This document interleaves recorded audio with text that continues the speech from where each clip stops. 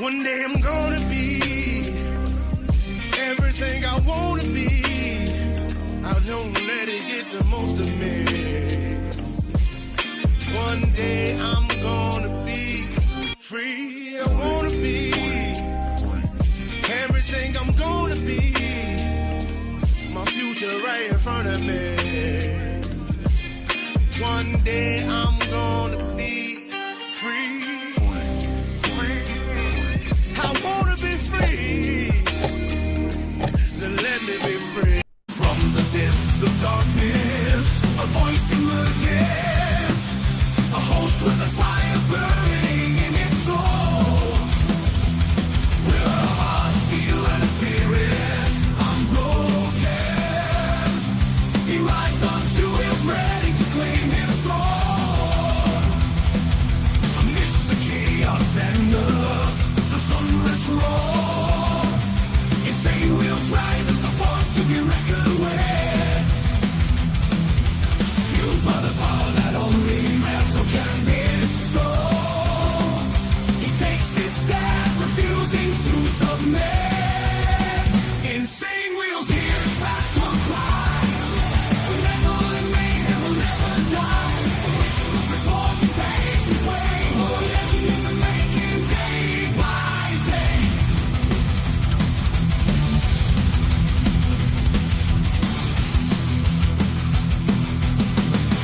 Ladies and gentlemen, it is a beautiful, thirsty Thursday morning. Great to see everyone in the chat, man. Let's get it. Obviously, we have a lot to discuss this morning, as you guys can tell from the title of today's show. Iran rejects U.S. peace plan. Totally not surprising, by the way. We basically told you guys yesterday that they said, well, fuck off with that shit. And then Israel got struck last night, and then we have Maduro in court as well over there in New York, and top stories. Now, of course, I don't think I'm going to be able to cover Maduro being in court today because obviously I'm only live for an hour at a time per day, and so most likely we're going to end up covering that part tomorrow. But nonetheless, let's go ahead and give you guys a chronological breakdown of what we're looking at. So yesterday, U.S. offers Iran peace plan amid possible Middle East troop deployment. Now, we obviously discussed that a little bit, especially on the Diamond Effect, and Iran's, and it wasn't a peace plan, by the way. People, I don't know why the media keeps saying it's a plan. There's a difference between a framework and a plan. So framework, if everyone goes, yeah, we somewhat agree on these things, then we can go into a plan. So it never made it into a plan. It made it into a framework. And Iran basically said, yeah, see you later with that shit. We're not going to take that. Anyways, we have an update from CENTCOM yesterday, Operation Epic Fury update. 10,000 targets struck inside Iran, CENTCOM says. That's their claim right now. And I've actually heard a higher number than that, but that is what CENTCOM is specifically saying. Iran claims, quote, no intentions of negotiating as Trump offers peace plan, which is a framework. Energy markets react. Now, of course, that's going to be such as oil, stuff like that. Once they realize, oh, the war's not going to necessarily end, that's when oil is going to go back up again, which we're seeing right now. We have a little bit of an update as well from, just the Middle East and the White House in general. Caroline Leavitt had a press briefing yesterday. I didn't even watch it, but there is something that we're going to be tying in today. It says future Iran strikes tied to the diplomacy outcome. And we're definitely going to get into that here in a few. And then this morning, just a couple of hours ago, Trump, Iran, quote, begging to make a deal. Stop the cap. You guys just heard what I was saying about how Iran said fuck off. Iran is, quote unquote, begging to make a deal. It might be the other way around at this point because now we're balls deep, we're fucked, and if we pull out without, quote unquote, winning, we look fucked. I mean, that's basically what's going to happen here. And also, by the way, we have a Trump cabinet going on right now live, so I'm going to pull that up onto the background here. And we're going to be covering that a little bit as well. I just saw it right now. And then after that, we have DHS shutdown. Republican lawmakers say, quote, nothing works for Democrats. Well, I do agree with that sentiment. All right, ladies and gentlemen, let's go ahead and get right into the craziness here in a few seconds here. Let me go ahead and do our call to actions. We'll get right into it. Make sure you guys hit that like button. It helps out the show immensely, and it's free to do so. Double tap that screen if you're on the vertical side. Listen, also hit that subscribe button. This is what we do Monday through Friday. And then, of course, Saturday morning for members only. We don't even discuss any of this shit. We try to have a good time and have some good laughs. But speaking of members, by the way, please consider becoming a member, starting only at $3.99 a month. We're making sure we're not breaking the bank out there with anybody, but check it out. This is what allows us to be on these airwaves as well as have these lights on. So thank you guys for becoming members and staying members. Little side note here, follow my Instagram at BallValveTV, where I post everything behind the scenes of not only my life, but as well as the show, Millennial Food Time, breaking news, as well as the campaign trail, man. Make sure you guys follow me over there. And we have a Discord server for all you legends, by the way. This is where we continue the conversations after the hour-long show. Make sure you go down into the video description down below, and that's where the invite link is for that. And last but not least, all super chats, super stickers, gift and membership signups are, of course, all going to be presented live and shouted out onto the show. But if you guys would like to skip that YouTube 30% brutal cut that they take from your hard-earned cash, by the way, well, then we have these platforms that are scrolling around the screen, and you guys can donate there, and I get 100% of the proceeds. I will read out loud whatever comes our way, just like a super chat. So I've got my email up. At any time, we'll be scanning. All right, ladies and gentlemen, great to see everyone in the chat. We got Motobomb Virginia, by the way. Thank you for the raid this morning. I very much appreciate that. You and the coffee crew always showing so much love. I appreciate that. We got Naomi in the chat. We got Rabbit of Chaos as well as Seymour Cannabis. Thank you guys for hanging out with us. We got Sterling Wheel, my man. He's saying MB for president. No, thank you. Definitely do not want that job. We got Crystal, the like button. Great to see you in the chat as well. We got Charles Darwin from Down Under. Shout out to my man. We got Steve Posey as well as Steve Easy. Shout out to the legends in the chat. We got KP as well. Appreciate you guys for hanging out. We got AU as well as Big Dan. Yes, sir. Charlie Rose. Great to see you in the chat as well.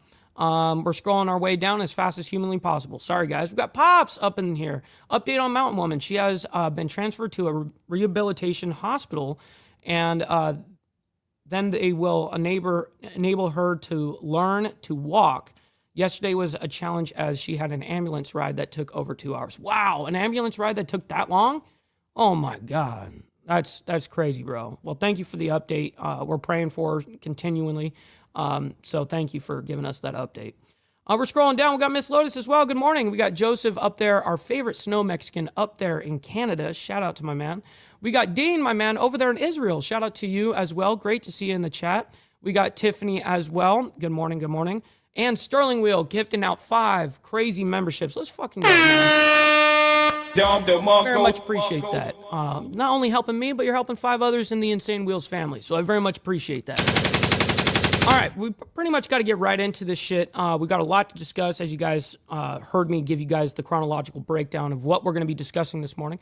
We got Kinetic Kel in the chat. Good morning to you. Hopefully you're enjoying your thirsty Thursday morning. All right, guys, let's go ahead and get right into the craziness. Let's do it. And welcome back, everyone, to Live Now from Fox. I'm your host, Mike Page. Always great to be with you as we continue to roll on. And now we want to bring you the latest updates concerning the war in Iran. This all coming as the U.S. proposed a 15-point plan to end the war. And it wasn't a plan. I don't know why the media keeps fucking saying that. It's a framework. And Iran said, no, we're not agreeing to this framework. That's what happened. With Iran, and there has been a lot now of back and forth going on between the U.S. and the Iran regime. What's up, Josh Phillips over there on the Facebook side? Shout out to my man. Good morning. Phil Stewart with Reuters saying that Iran's press TV citing official Iran would not allow the U.S. or Trump to dictate the timing of the end of the war. So for more on this, let's bring in Phil Stewart with Reuters. Great to have. No, we don't need to do that. We don't need to do that. Let's just see if there's any other updates during this. And having a conversation with himself. Obviously, things are being messaged. There were no talks being held with the U.S., adding that the exchange of messages through mediators, quote, does not mean negotiations with the U.S. Dude. These guys just love to lie through their teeth, and then when what we're actually doing here. Oh, look, it looks like a CENTCOM video. Let's see what this is. Yep, it is a CENTCOM video. I'm Admiral Brad Cooper, Commander of U.S. Central Command, here with my 5th update on Operation Epic What's up, Fury. Agrilla Piss? We're in the fourth week of the campaign and remain on plan or ahead of plan in achieving very clear military objectives for eliminating Iran's ability to project power in meaningful ways outside its borders. U.S. forces have struck more than 10,000. Are you talking about Rabbit of Chaos? Are you talking about what they lifted is the max amount of time, max age that you can enlist? It used to be 35, and now they brought it up to something like 42. I think that's what you're asking about. We got 13 in the chat. My man, great to see you. Long time no see, man. Good morning. Military targets. In fact, we hit the 10,000th Iranian target just hours ago. And if you combine what we've accomplished with the success of our Israeli ally, together we have struck thousands more, clearly demonstrating that we're stronger together. Our precision strikes have overwhelmed Iranian air defenses, and our Well, you be safe out there, Pops. Very much appreciate that. Thank you for that. combat flights over Iran are having tangible effects. Here are a few examples. For decades, Iranian warships have roamed regional waters, threatening and harassing global shipping. But those days are over because we've now destroyed 92% of the Iranian Navy's largest vessels. They are not sailing, and my operational assessment is that they've now lost the ability to meaningfully project naval power and influence around the region and around the world. As we've highlighted previously, Iran's... Yes, as well as only if you have one. That's funny that you point that out because you're reminding me. So you can be up to 42 now, and you can have up to one weed conviction. You know what I mean? drone and missile launch rates are down by more than 90%, meaning their ability to attack American forces and regional neighbors is drastically reduced. And not only have we significantly degraded Iran's naval, drone, and missile capabilities, we've also removed the regime's ability to rebuild them.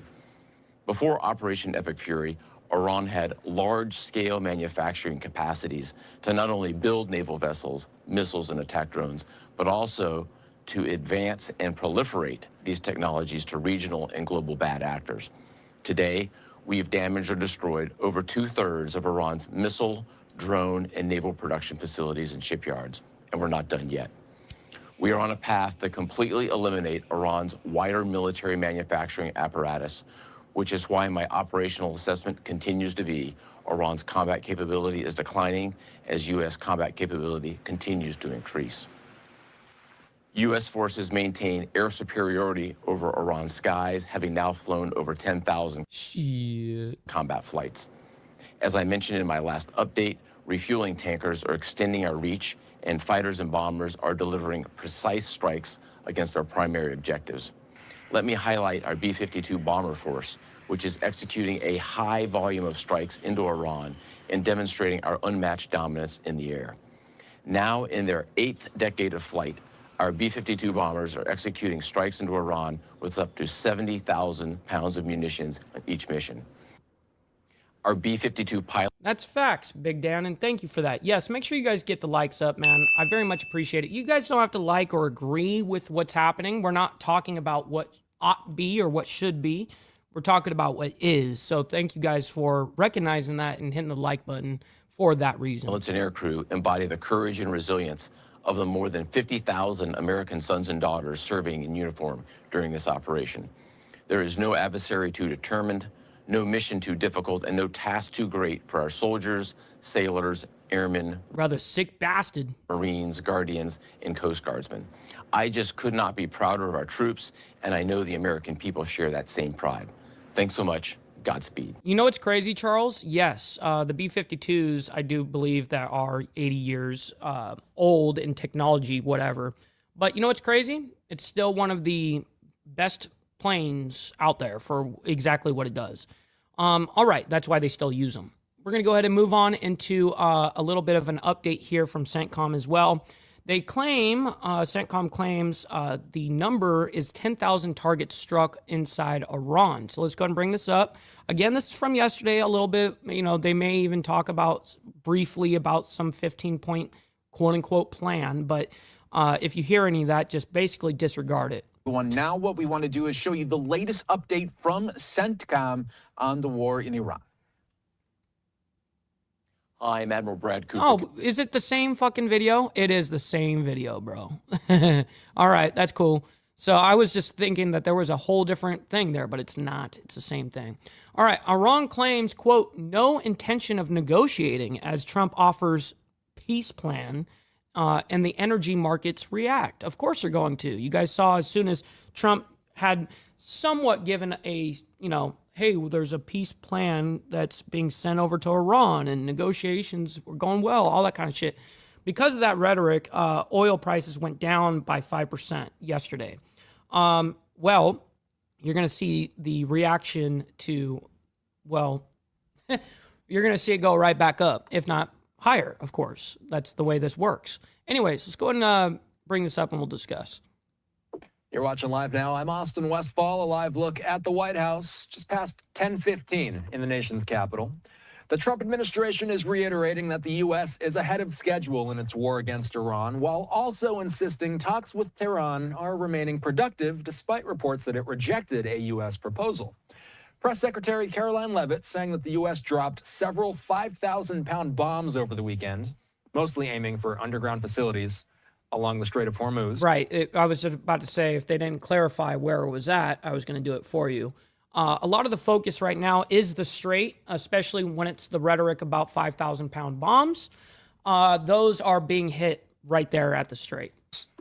Joining me is retired Marine Intelligence Officer, National Security Analyst, and the host of the Scrap Podcast, Hal Kempfer. Tonight, Hal, I want to start off. I'm a fan of this dude. I like him. Off here with the Wall Street Journal, Alex Ward, saying President Trump has told associates in recent days that he wants to avoid a protracted war in Iran and that he hopes to bring the conflict to an end in the coming weeks. I know you read this story just like I did, Hal. What's the rationale of why Trump wants to get this done sooner rather than later?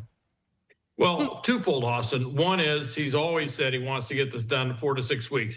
I don't think it's going to be done in 4 weeks because that's coming up pretty fast. 6 weeks, it really depends on a lot of different things that could happen on the ground, whether we put boots on the ground, which is a possibility. The other thing, too, is they got to get this. And also, Steve Easy, he definitely did influence a lot of different countries and other businesses to invest into the United States. And that's something that objectively he's done correct. But yeah, so aside from that and the aspect of the border, yeah, I agree. Strait of Hormuz open. It's just causing horrendous supply chain problems all over the world. Asia, there's countries in Asia that literally one country just declared a national. What's up, brother Lee Lance? Great to see you in the chat, bro. Good morning. A state of emergency. I mean, it is just something that has to be done. Of course, the other part too is he already postponed his trip to China, and I think he would like to have this in the rearview mirror when he goes to China in mid-May. So all those things, confluence of reasons why. And the other, I think, is, he looks at what happened, after 9/11 with Afghanistan, Iraq. The last thing he wants to do is get bogged down in a repeat of those extended military engagements that go on forever and ever. Hal, I've been reading a lot of reports basically talking about this back and forth that U.S. officials and Iranian officials have been having. There's been reports of Yo, Dirty, shout out to my man. Good morning. Peace plans and proposals coming from both sides. Iran's government reportedly does not want to end the war unless their demands are met. That includes... Right, that's exactly right. And I think we have right here, no, is it here? No. Anyways. Includes war reparation payments and recognition of Iranian sovereignty over the Strait of Hormuz. Is Iran in a position to be making demands, Hal? I saw that and I go, it was like an invitation for the U.S. to do more bombing when they put out there. Of course, there's... Well, yeah, the way that they're looking, Iran's going like this, death before dishonor, all right? So they'd rather die on principle, you know what I mean? And so that's exactly what Iran's demands.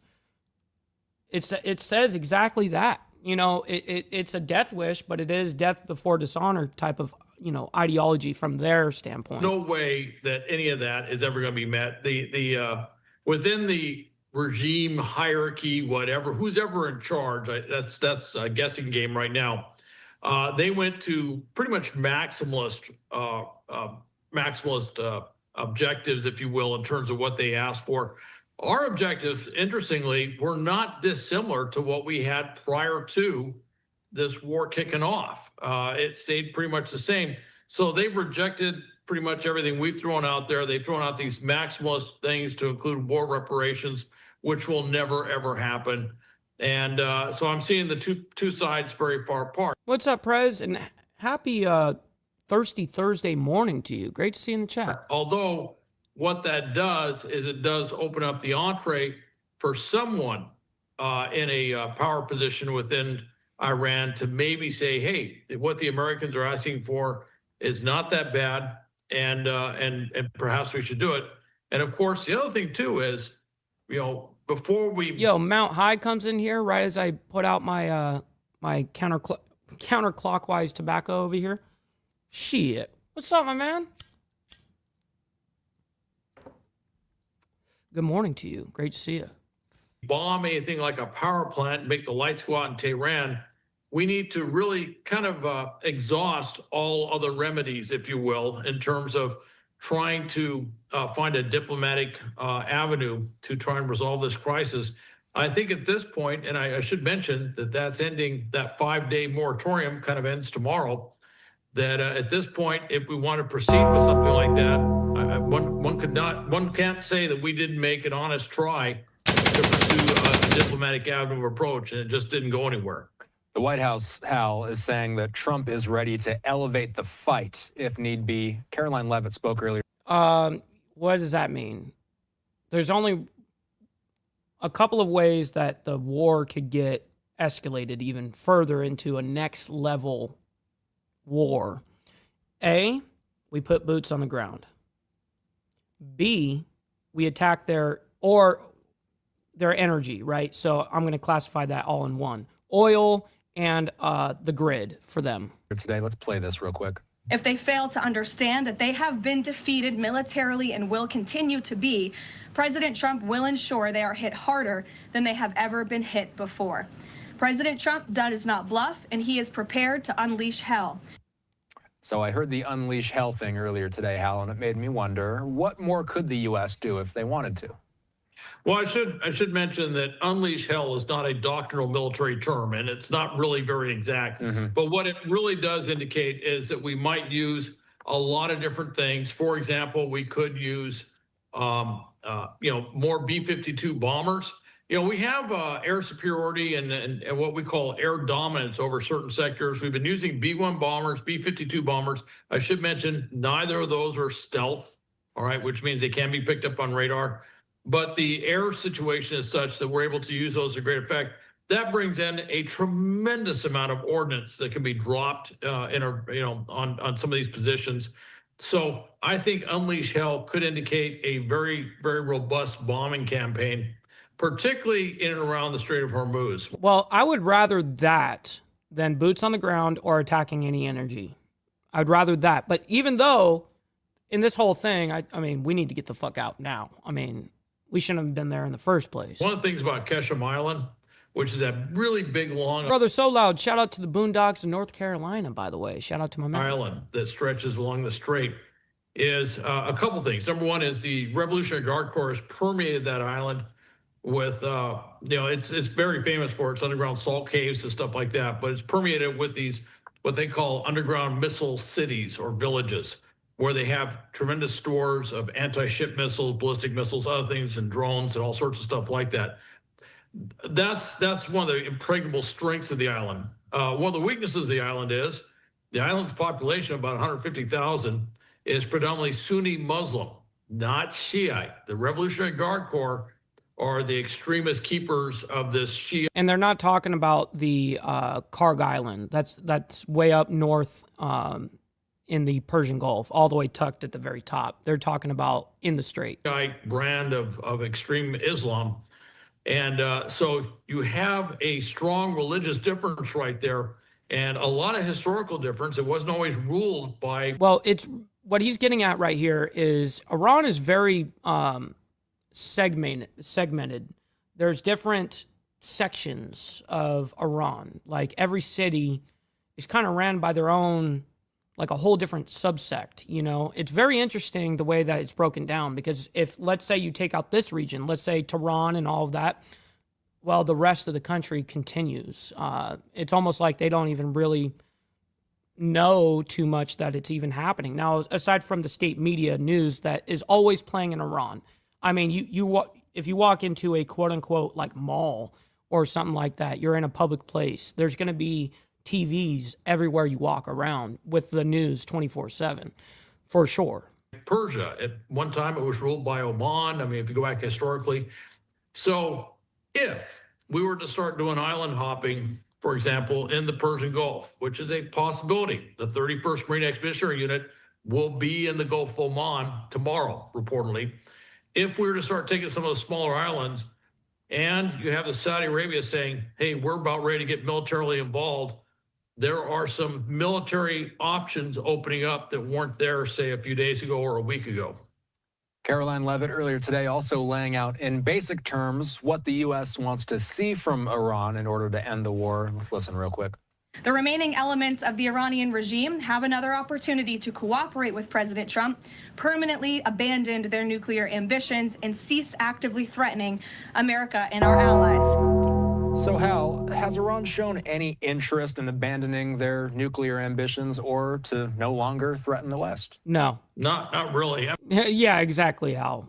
W answer, because that's the truth. I mean, I will say this. In past discussions going back over many years, they've said, oh, we don't want to build a nuclear bomb. That's never our goal is to build a nuclear bomb. And then they go ahead and quietly have some sort of surreptitious program to enrich uranium to get it up to a level where they could quickly move it into being weapons grade uranium so they could build a nuclear bomb. So you really can't take whatever Iran says in that regard at its word, because they've just tried to circumvent that so many times, particularly with the IAEA inspection program. So that right there is an issue. It can't be trust. It has to be very much unverified. So it'd have to be something very substantive that would be done to stop them on that. And then a lot of the problems that really this stems to is that their position is that they want to control the Strait of Hormuz. They've actually said that. That's one of the things they said. We want to be able to control the Strait of Hormuz.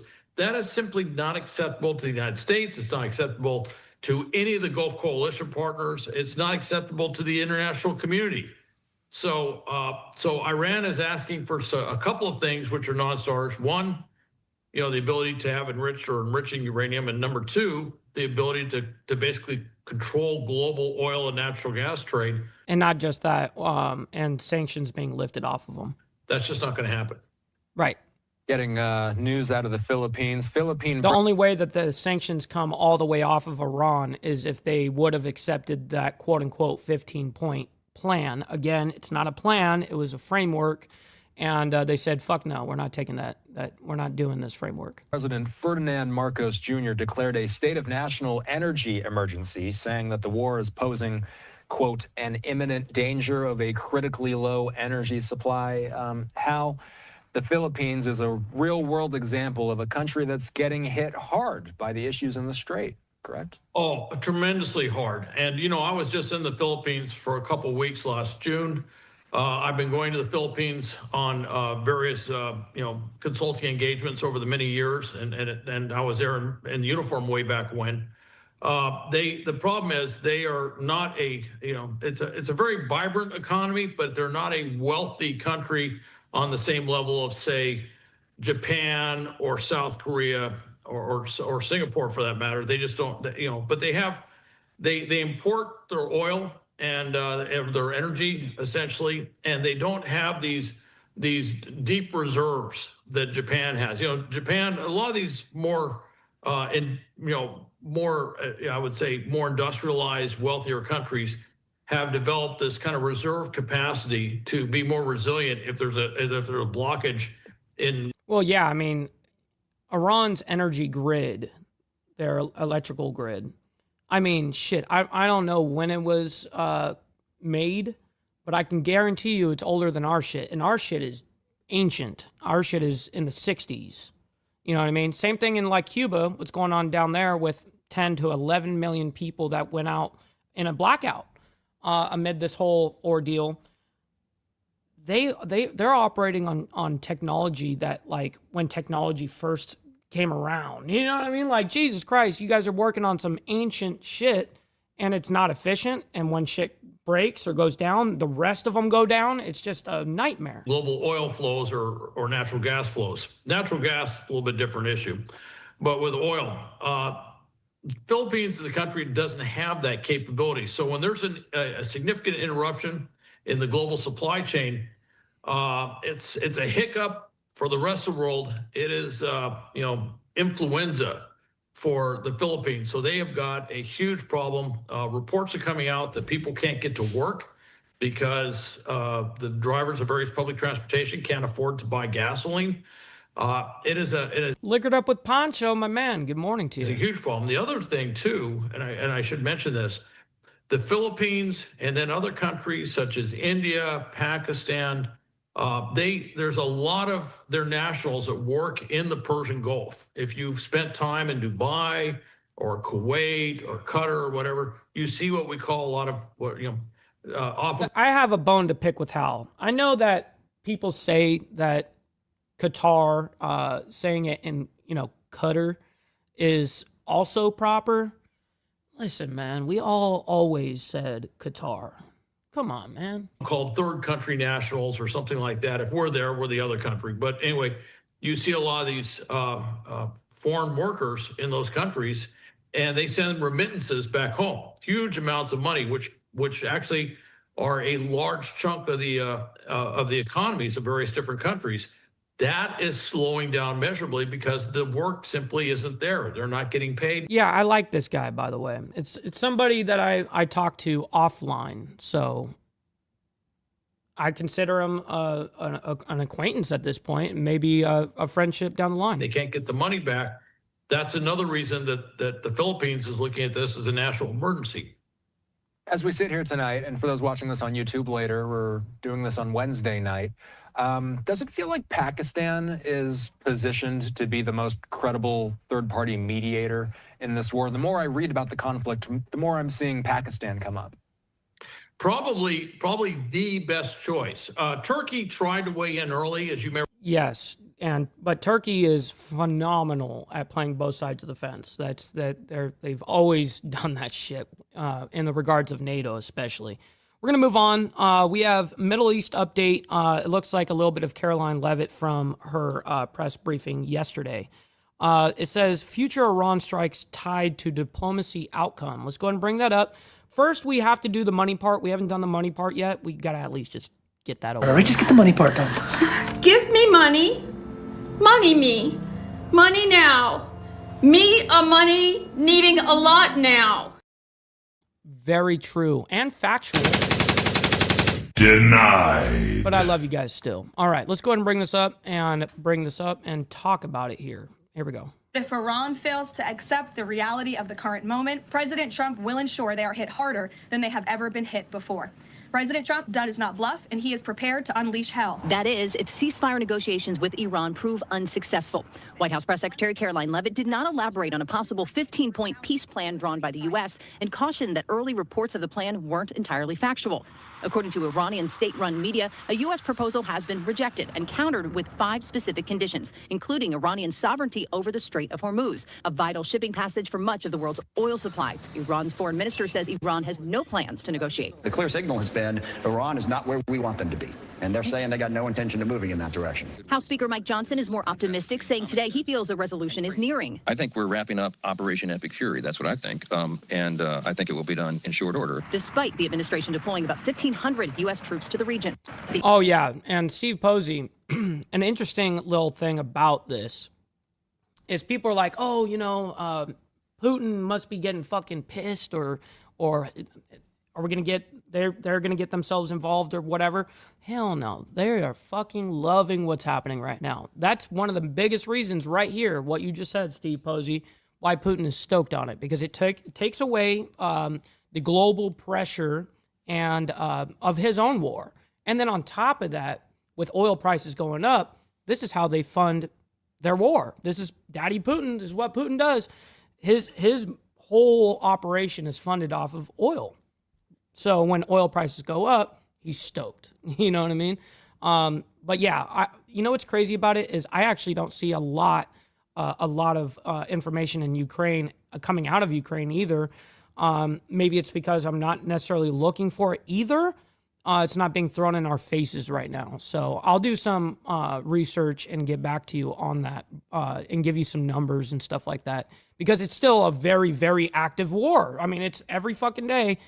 Thousands of people. I don't know how many fucking people are dying per day, but it's a lot of people per day. 82nd Airborne Division, they're typically deployed at the beginning of conflicts. So does the White House consider this conflict as wrapping up, or is it changing shape? As I said at the beginning of my remarks, we are meeting our goals of Operation Epic Fury expeditiously.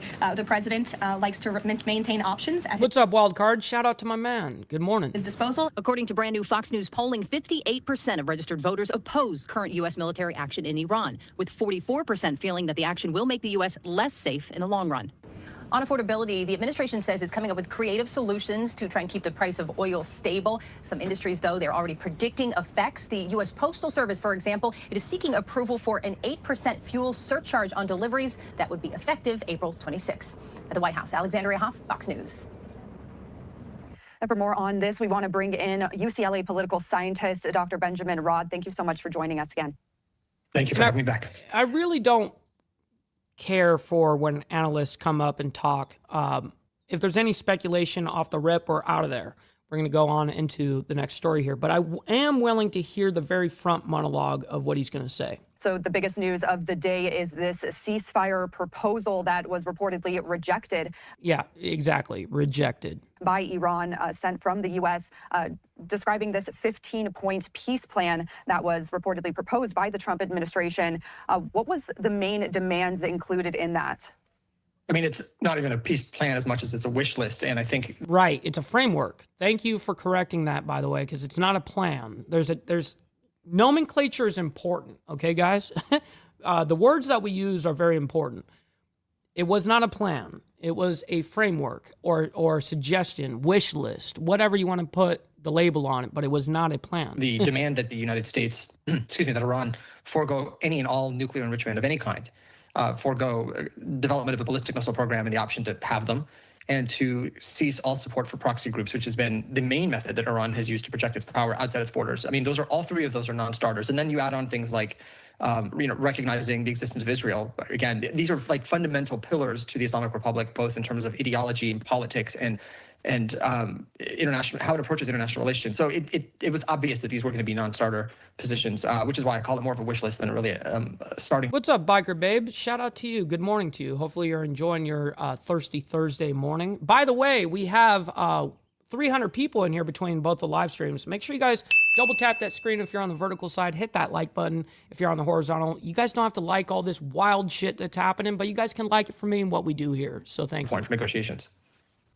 And today, Iran reportedly rejected that proposal for a ceasefire. It issued its own counter-proposal on state TV that included a halt to the killings of Iranian officials, means to make sure that no other war will be waged against Iran, also reparations for this war, and also Iran's exercise of sovereignty over the Strait of Hormuz. So a list of demands there. How likely is the U.S. to agree to any or all of these terms? Very unlikely. I mean, let's be honest. This is not. That's not even the answer. I'm going to give you guys the correct answer. He said, not likely. It would 0% chance. 0%. What Iran basically demanded, it's a 0% chance that the United States would tangle with that. Just saying. We're not anywhere near a negotiation point. This is not diplomacy yet. This is an attempt, I think, really by both sides to buy time. For the United States, it buys time to decide what its next move would be, which all signs seem to indicate possibly some sort of ground operation, giving the mobilization of Marines and deployment to the area. And for the Iranians, they're going to continue to wage economic war by keeping the strait shut down, by restricting the flow of traffic of commerce and goods through the Gulf, and by continuing to attack allies in the region, raising the economic cost of the conflict for everybody and bringing pressure to bear on the United States. So Iran is fighting very much a sort of insurgency operation. And when you're fighting as an insurgent, time is... No, I did not see that, Steve Easy. Thank you for letting me know about that. An asset, and that's what they're trying to buy with these negotiation attempts. And we heard from President Trump speaking at a fundraiser tonight. Again, he said that Iran is negotiating. He also said that Iran wants to make a deal badly. However, Iran's foreign minister says... Wants to make a deal badly? I don't know about that. That his government has not engaged in talks with the U.S. to end the war. He also says it does not plan on any negotiations. So where's the disconnect here? Why are we hearing such different things from the leaders of these countries? I think what the president is stating is what he wants to happen, what he wishes would happen, signaling to both domestic audiences and also to international markets that there's an attempt to wind this down and to Virginia Chaos, I got you, bro. Shit. Stop the cap. Sort of the nerves and the anxiety that has taken over the global community as they face the consequence of the war. And we've seen this before. We saw it last year in the 12-day war in June. We saw earlier this year, before this conflict started, that the president talked about diplomacy and negotiations. All of this happening while preparations were made for war. So that's why I don't put a lot of stock into these vague references to what side wants and is willing to engage. Yeah, I did see that, by the way, Jimmy Mack. I saw that when I was laying down, going to bed last night. Is engaging in discussions. None of this ultimately matters so long as these countries are still firing missiles and rockets and drones at each other. None of this matters while the strait is still closed, because the United States is now negotiating from a position of weakness when it comes to that vital strategic waterway. And I think that's an important part of this, that for the U.S. to negotiate, it would have to have a bit more leverage, and it lacks that right now while the strait is closed. Yes, and we're going to move on from that, but I do want to bring this up. I know that I've shown this a couple of times over the last couple of days. But we're going to go ahead and do it again because I think it's pertinent that you guys understand the strait and geographically what it looks like, okay? So I'm sure you guys have seen plenty of pictures like this, but as you guys can see, this is Iran's, that's all their coastline, all throughout the Persian Gulf. Anyways, the reason why I bring this up is because, yes, the strait here is...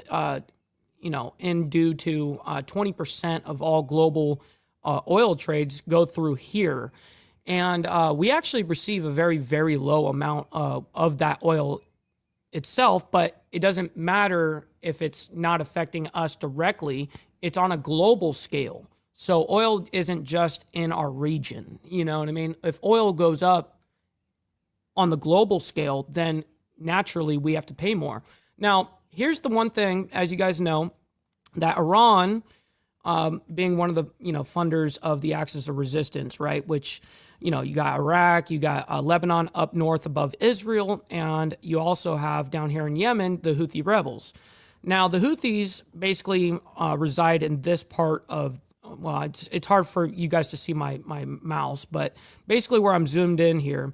This is another strait, okay? This is a whole different strait right here. Bab al-Mandab Strait. And I can't pronounce that shit, but at least you guys know there's another strait there. Now, Yemen, though they don't have mines to put into the strait, they still have firepower capability from right there. I mean, they've attacked many of ships, including our own. So they're kind of known for that. But it's interesting that Yemen, basically the Houthi rebels, haven't gotten themselves involved in this conflict yet. Now, if they do, then they can shut down this strait as well, and that's a double play. So, anyways, it can get very nasty out here with this. All right, let's go ahead and move on into Trump says Iran is quote-unquote begging to make a deal. Stop the cap. I don't think they're begging. I think that they probably do want to get a deal done so that this is behind them. But we all know the positions that everyone's going to take. We have to win and they have to win, kind of ideology. So, all right, let's go ahead and talk about it. Right now, as we are at the top of the hour, I want to get you right back into some of the headlines that we are covering. What's up, Stephanie? Great to see you in the chat, by the way. Good morning. Here at this moment. Take a look. This is also breaking news as we are hearing from Fox's Trey Yingst that the head of Iran's Revolutionary Guard Navy, Ali Reza Tangsiri, who directly commanded the closure of the Strait of Hormuz, was targeted in a strike overnight. That is according to a senior Israeli official. Now, we are also learning here that Israel is claiming it killed Tangsiri, again, the head of the Revolutionary Guard's Navy. Israel's defense minister, Israel Katz, saying that Tangsiri had been killed along with other senior naval commanders in an overnight strike. He said Tangsiri was responsible for Yes, that's very, very true. And when they say it's temporarily shut down wildcard, or I forget what the nomenclature that they use, like it's semi-shut down or whatever the case. No. In Iran's direct answer to this is no, the motherfuckers closed down. It's F you, F you, F you, F you, you're cool, F you, kind of thing, right? And I've used that analogy the last couple of days because it's very true. They're like, oh, it's somewhat open. No, they're handpicking, hey, you guys can go through. You can go through. And usually has to do with Iranian Navy, of course, and any trade that is within their partnership. But everybody else, they can fuck off, basically. Bombing operations that have blocked ships from crossing the Strait of Hormuz. And he said the strike should serve as a, quote, clear message to top Iranian military officials that the Israeli military would hunt them down. Iran not yet acknowledging Tangsiri's killing. There's a lot to discuss as there are so many developments that are coming into our newsroom here. This came out from Trey Yingst over there for Fox over there in Israel.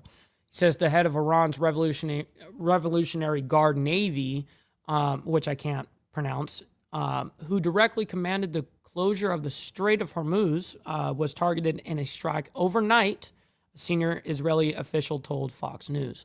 And yes, that is exactly what we were pointing out a little bit earlier on the show, that he had died, and I saw that last night when I was going to bed. Bring in Jonathan Saye with the Foundation for Defensive Democracies, always joining us here to break down the latest. Thank you so much for taking the time to be here with us today. Good morning. Excited to discuss some of the... Yeah, it pretty much is, Jimmy Mack. All the big officials that are being, K-worded, that is happening on the Israeli side. So, yes. This breaking news that's happening daily at this point.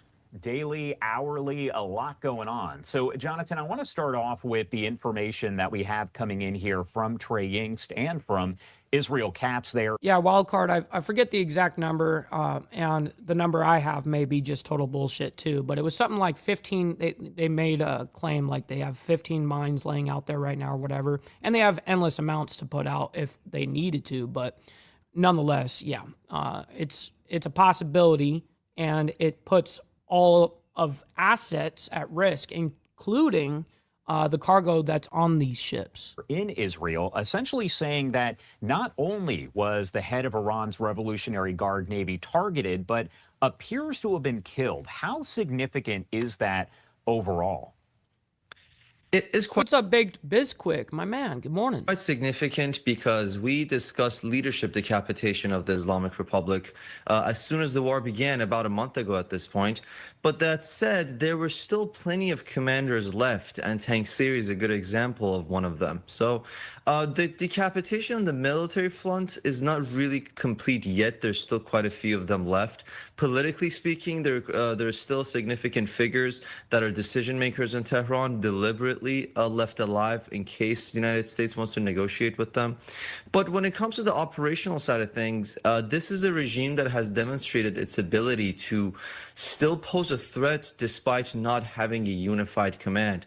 Now, whether it's going to be a disruption against their malign activities, certainly. Now, if it's going to halt it, is going to be a different story, because closing the Strait of Hormuz, ultimately, all you need is a few RGC personnel and some cheap drones. You don't even need... Right. You don't even need, you don't need to even use ballistics and stuff like that. You can just swarm the area from that entire coastline with drones. And he's very right on that.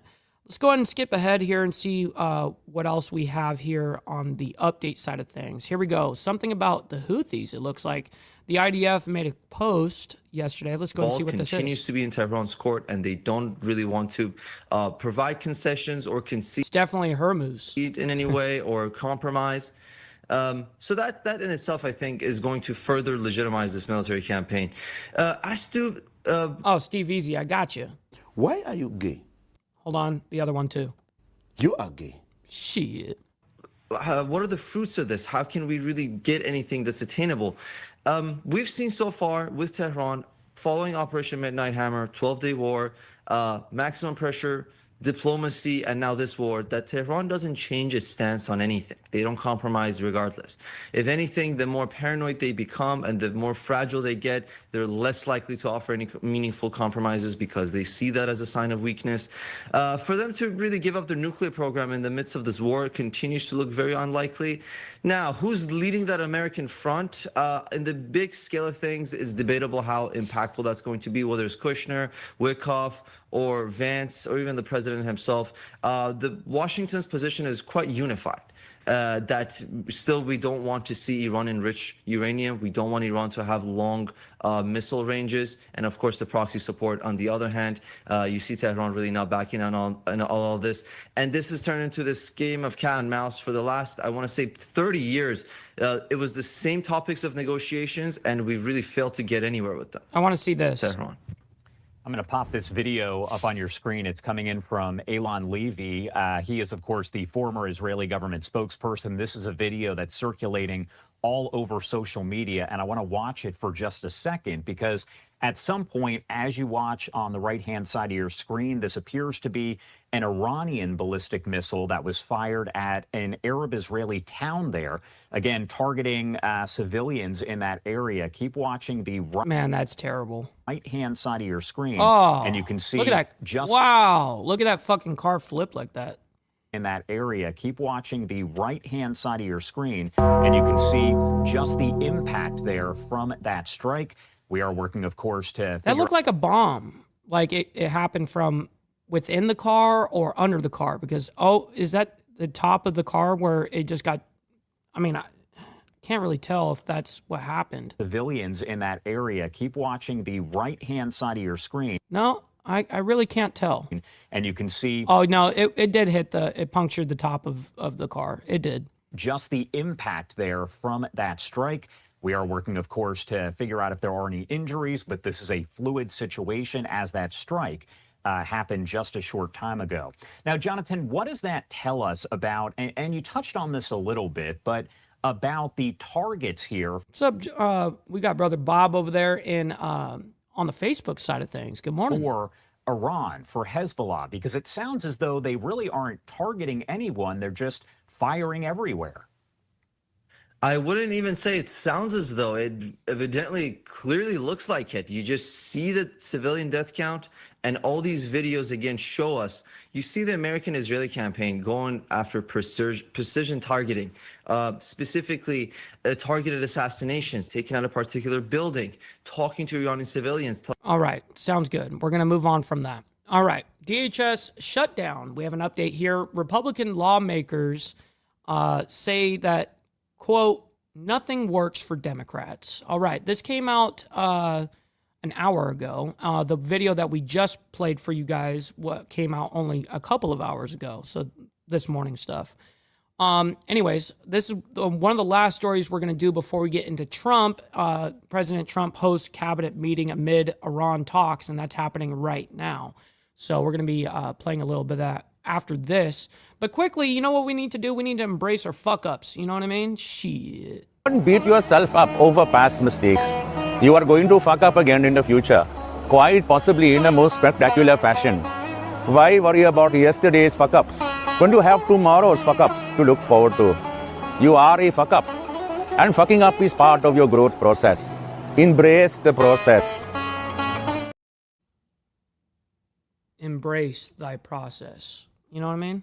All right, here we go. What I want to do is bring in Senator Marsha Blackburn, a Republican representing Tennessee, to talk. What's up, TJ? My man, good morning to you. And looks like Joseph has responded to you over there on Facebook, Bob.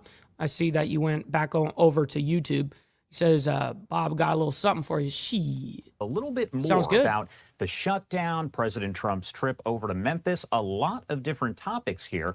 Senator, thank you so much for being here with us.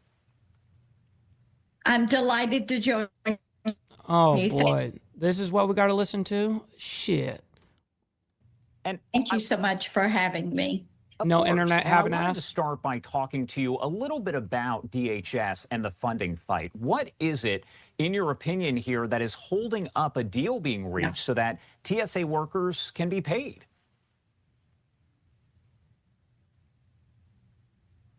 Well, it is all of DHS, whether it is TSA, FEMA, the Coast Guard, Secret Service, Homeland Security investigations.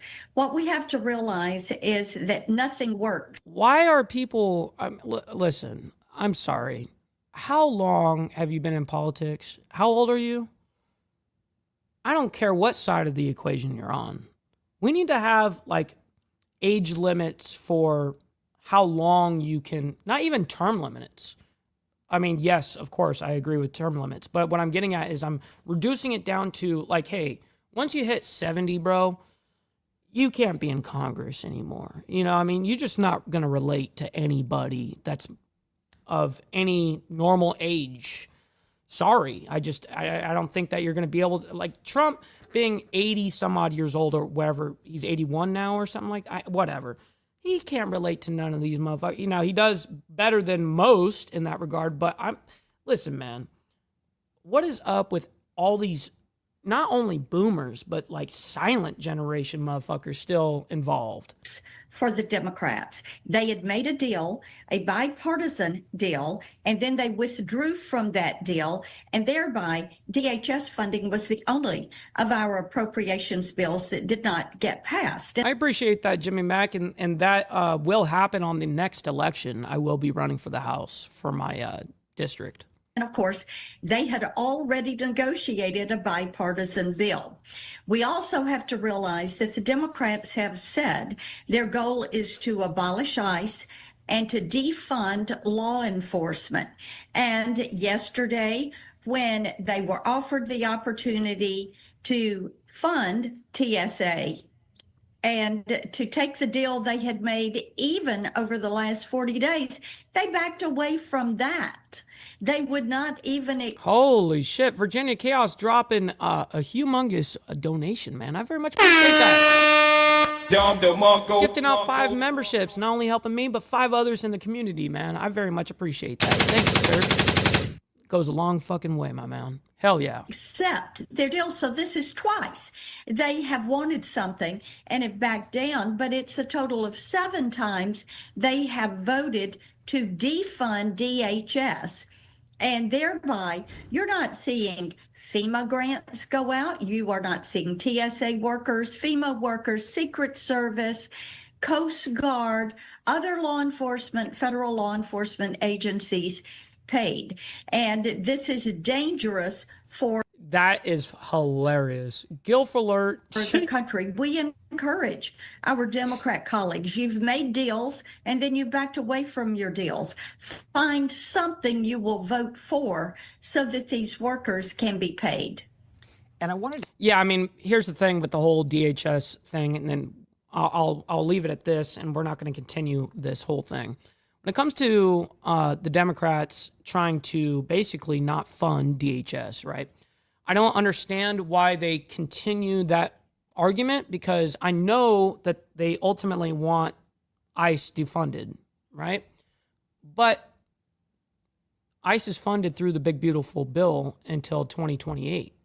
So no matter what you do right now, whether DHS gets funded or not, ICE is still funded. So that's kind of one of those things. It's like, well, now you're only hurting TSA people. You're hurting people that are in the Coast Guard. You're you're not even getting what you actually wanted in the first place. You know what I mean? So anyways, real quick, we got Brother So Loud dropping a 10 spot saying, I'm embraced. Yes. My man was embraced, my man. Thank you very much for the 10 spot, Brother So Loud, from the boondocks of North Carolina. Shit. All right, so we're going to go ahead and get into our last thing here. Trump hosts a cabinet meeting amid the Iran talks. So let's go ahead and back this up. I'm going to get this prepared for you guys because, of course, these things go on forever. So let's go ahead and bring this up, and we're going to skip pretty much right ahead into where the discussions happen. We can't hear anything yet. They want to protect criminals. And they were interviewing people at the airport, and they're all angry at the Democrats. They're saying, they're actually angry at Schumer. I didn't think anyone knew his name. One woman said, that Schumer is disgraceful. He's Now this is happening right now, but we're catching it an hour and a half behind. We're not gonna watch a whole hour of this shit. We're not even gonna listen to 20 minutes. Not even. We're gonna get a little bit of a sample here, and then we're gonna close out. It's a disgrace to our country, but they're angry at the Democrats. They know what's happening. But they're punishing the American people, including travelers at airports, all in... Oh, very, very interesting. So they pivoted, Steve Easy. He says they ain't asking for ICE funding. They want body cams and no mask, brother. Got you. So now that's the new demand on that. Interesting. To return to open borders and give amnesty to 2029. criminals. My apologies. I thought it was 28. So thank you for that correction. 2029. I want to give amnesty to some of the criminals that came into our country, just about all of them, actually, if you look at it. They love sanctuary cities, which is a sanctuary for criminals. They want to make sure they're taken care of. That's what we're fighting about. That's really what they're fighting. They don't talk about that, but that's what they're fighting about. They want to protect criminals. In many cases, 11,888 murders. Many of them, I will say, are gone now because of us. We got them out. But still have some left. Should have never happened, should have never been allowed to come into our country. But we're not going to let it happen. Yep, and that's going to be on both sides of the equation, too, for sure. There's always going to be those interesting pivots. We're not going to let the Democrats get away with this stuff, and people are wise to them. So they need to end the shutdown immediately, or we'll have to take some very drastic measures. This morning, I want to give an update on the Operation Epic Fury, which is an appropriate name because we are absolutely obliterating them. Over the past 3 weeks, we've been hitting Iran's military capabilities at a level that few people have ever seen before. People never knew there was such a capability. We're the strongest military anywhere in the world by far. I built it during my first administration, and I used it during my second administration. Unfortunately, because I'd rather not have to use it. But it's a display of force and precision and skill like nothing the world has really witnessed, although you got a pretty good witnessing of it in Venezuela also. And that was a smaller version of what we're doing now. We're crushing their missiles and drone stockpiles, destroying the defense industrial base. We've wiped out their Navy completely, their Air Force completely. We've wiped out a large percentage of their missiles. And the missile launchers, without the launchers, the missiles don't do any good. Yeah, but they still launch from underground, actually. They have... Not everything is on wheels. A lot of it is, but they also can launch shit from the ground. And we've like underground and launch them. Got probably close to 90% of the launchers, probably more than 90% of the missiles themselves. Between some they fired and more than they fired, we knocked out. We've also destroyed a lot of the factories. We're continuing to do that, but a lot of the factories where they manufacture the drones and the missiles. The drones too are way down, but the reason they're down is they go one way and they don't come back, because for the most part we're shooting them down. But we also are able to, we've really done tremendous damage to the places where they make them. And just so we set the record straight, because I've been watching the Wall Street Journal's fake news and all these stories that get printed like, oh, I want to make a deal. They are begging to make a deal, not me. They're begging to make it. Stop the cap. I don't think either side is begging for anything. And anybody that saw what was happening over there would understand why they want to make a deal. But they say, oh, we're not talking to them. Anybody would know that. And only a total fool. And they're not fools. They're very smart, actually, in a certain way. And they're great negotiators. I say they're lousy fighters, but they're great negotiators. They are begging to work out a deal. I don't know if we'll be able to do that. I don't know if we're willing to do that. They should have done that 4 weeks ago. They should have done it 2 years ago. Or they should have done it when we first came into office, because 2 years ago they had free reign under Biden. Sleepy Joe. Worst president in the history of our country. What he allowed to happen to our country at the borders, and even with a thing like this. But not just him. Every president for 47 years, every president should have done this. They should have done it a long time ago, because you cannot give lunatics a nuclear weapon. And by the way, you guys, we got 482 people in here between both the live streams. Make sure you guys double tap that screen if you're on the vertical side. Hit that like button. Let's get the likes up, everybody. I very much appreciate it. They would have had a big one. It stopped, really, when we did the B-2, but even before that, the Barack Hussein Obama, what he did where he gave them the Iran nuclear deal, gave them free will toward a nuclear weapon. Basically, he chose Iran over Israel and others that didn't want him to do it. But I terminated that deal. Had I not terminated that deal, you would have had a nuclear weapon years ago, and it would have been used, guaranteed. And one of the reasons you know about the guarantee is because their neighbors were sort of like bystanders. They weren't involved very much. They didn't choose heavy sides. They didn't want to because people were concerned with Iran. There was a big black cloud over the Middle East. They were concerned, but all of a sudden the war starts and they start shooting at these five, in particular, 5 countries. They start shooting at Qatar, Saudi Arabia, UAE, Kuwait. Yeah, and I mean they're showing that they're willing to do that shit, but I promise you, their Gulf neighbors over there hate that shit. They're like, don't be sending no rockets into our shit. Come on, they start shooting at them, and everybody was shocked, including us. You know why? Because they're sick, and they had a plan to take over the Middle East. And some of those missiles that were shot at them were locked long before we even started. I said rocket. I meant to say missile. That's hilarious. This process, they were locked and loaded and aimed at those countries. They wanted to take over the Middle East, but we happened to come along, so it wasn't so easy. So right now, their Navy is sunk in the largest elimination of a foreign Navy that has taken place, maybe ever, but certainly since World War II. Their Air Force is gone. Their anti-aircraft and communications capabilities are totally dismantled. And one of the problems they do have when they deal with us is we deal with people and the people aren't able to communicate with anybody else. So, because all of their leadership has been gone. The first level is gone, and they meant to pick a new level, and they're gone. They're all gone. Because they didn't make a deal. What's up, Fidel? Hopefully you're enjoying the morning. Great to see you in the chat. They're really sick. They're really sinister, sick people. And if anybody thinks it was okay to have a group of people like this to have nuclear capability, nuclear weapons, and if we didn't attack with the B-2 bombers, they would have had a nuclear weapon within 2 weeks of that, maybe 4 weeks. But between 2 and 4 weeks, they were planning to have a nuclear weapon. If we didn't hit them at that time with the B-2 bombers, and one of the great air raids in history, maybe the greatest. Dark at night, no moon, no light. Every single bomb hit its mark and just obliterated that place. I So appreciate it's now that, buried Fidel. deep under earth. And it was an amazing thing. But they would have a nuclear, and they would have used it without question. And you know that because why did they shoot all these countries that weren't even really involved with them? They weren't involved. They had no big problems because they're sick, because they want to take over the Middle East, not just Israel. Certainly Israel would have been the first on their list. They would have used nuclear weapons, a nuclear. You don't need too many of them. But they would have used a nuclear weapon on Israel, and they would have used it on the neighbors. And then they would have come after us. And if we had a weak president, they would have done great damage. But fortunately, you don't have a weak president. I knew what was happening. And I think we've been proven right. They took one missile, went 2,500 miles. They supposedly didn't have a missile like that. They had no missile with that capability.